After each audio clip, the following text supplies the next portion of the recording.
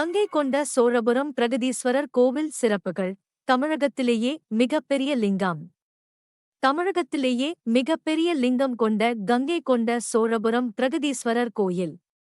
இங்குள்ள லிங்கம் 13.5 அடி உயரம், 60 அடி சுற்றளவு கொண்டது. இங்குள்ள நந்தி சுண்ணாம்பு கல்லில் செய்யப்பட்டு தரையில் அமர்த்தப்பட்டுள்ளது.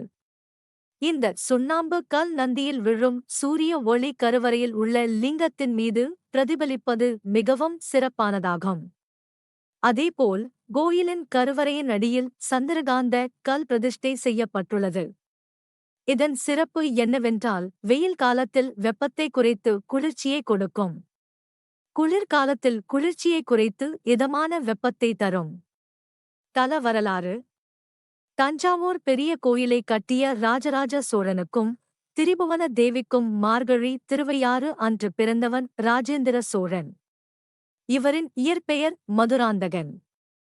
இவர் மிகச்சிறந்த மன்னராக 1012 முதல் 1044 வரை கடல் கடந்து தன் ஆட்சியை நிலைநாட்டினார். தஞ்சாவூர் கோயிலைப் போல அரியலூரில் கோயிலை கட்டினார். இந்த கோயில் கும்பாபிஷேகத்திற்கு இவருடன் தோற்ற மன்னர்களை காங்கியிலிருந்து நீரை தலையில் சுமந்து வர செய்து அபிஷேகம் செய்ததாக வரலாறு கூறுகின்றது. இதனால் இந்த கோயிலுக்கு கங்கை கொண்ட சோழபுரம் என பெயர் வந்தது. கோயில் திறந்திருக்கும் நேரம். ஆண்டின் அனைத்து நாட்களிலும் கோயில் நாள்தோறும் காலை 6:12 மணி 30 மாலை 4-9 வரை திறந்திருக்கும். திருவிழாக்கள். மாசி மாதம் சிவராமன்.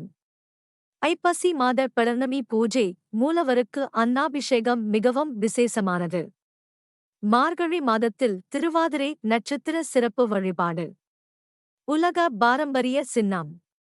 1978 ஆண்டு ராஜராஜ சோழன் கட்டிய தஞ்சை பெருவுடையார் கோயில் உலக பாரம்பரிய சின்னமாக அறிவிக்கப்பட்டது. சர்க்கரை நோயால் பாதிக்கப்பட்டவர்கள் வணங்க வேண்டிய வெண்ணிகரும்பேஸ்வரர் கோயில். தொடர்ந்து 204 இல் ராஜராஜ சோழனின் மகன் ராஜேந்திர சோழன் கட்டிய இந்த கங்கை கொண்ட சோழீஸ்வரர் கோயிலும் இந்த பாரம்பரிய சின்னத்தில் இணைக்கப்பட்டது.